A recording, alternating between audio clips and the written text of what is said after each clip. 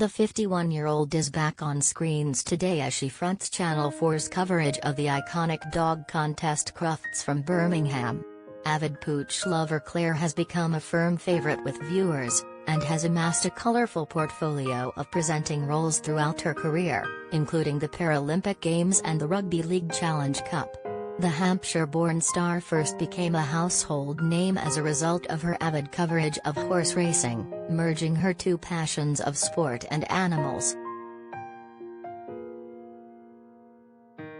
She took on the role of lead horse racing presenter with the BBC in 1997, following the retirement of then-presenter Julian Wilson. Prior to her emergence as one of Britain's most recognisable and trusted voices, Clare had a breathtaking encounter of her own when she went down to have her morning treats, to find Her Majesty sitting opposite her on the breakfast table. The former amateur flat jockey and champion lady rider has interviewed many of the royals during her career, but she recalled meeting the monarch for the first time in a throwback interview.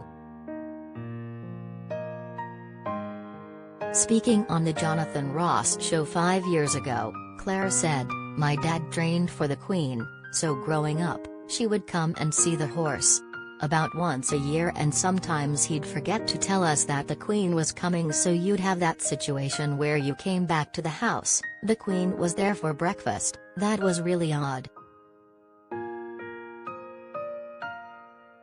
I thought it was a bit odd because we weren't having breakfast the way we usually had it. It was all a bit smarter.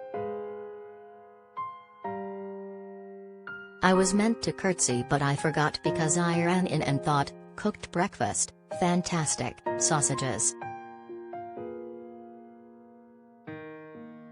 While Clare's links to the racing community have been well documented, her family is also incredibly close to the monarchy and aristocracy. Her maternal grandfather, Peter Hastings Bass, and her maternal uncle, the 17th Earl of Huntingdon, were also trainers of the Queen's horses. Priscilla Hastings, Clare's maternal grandmother, is also descended from the Earls of Derby. But despite these close ties to the firm, Clare was once put in her place by the Queen's husband Prince Philip, who passed away last year.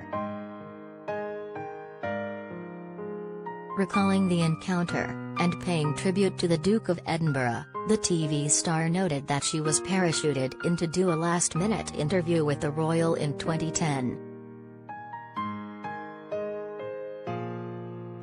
At the time, Hugh Edwards who normally carries out royal coverage had to be near 10 Downing Street, as the Conservative Party and Liberal Democrats were thrashing out a deal after a hung parliament.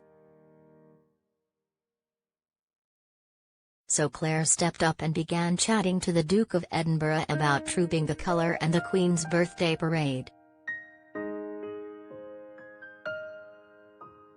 She told ITV's Lorraine in April, "He was absolutely charming and very straightforward and very professional, until I said something.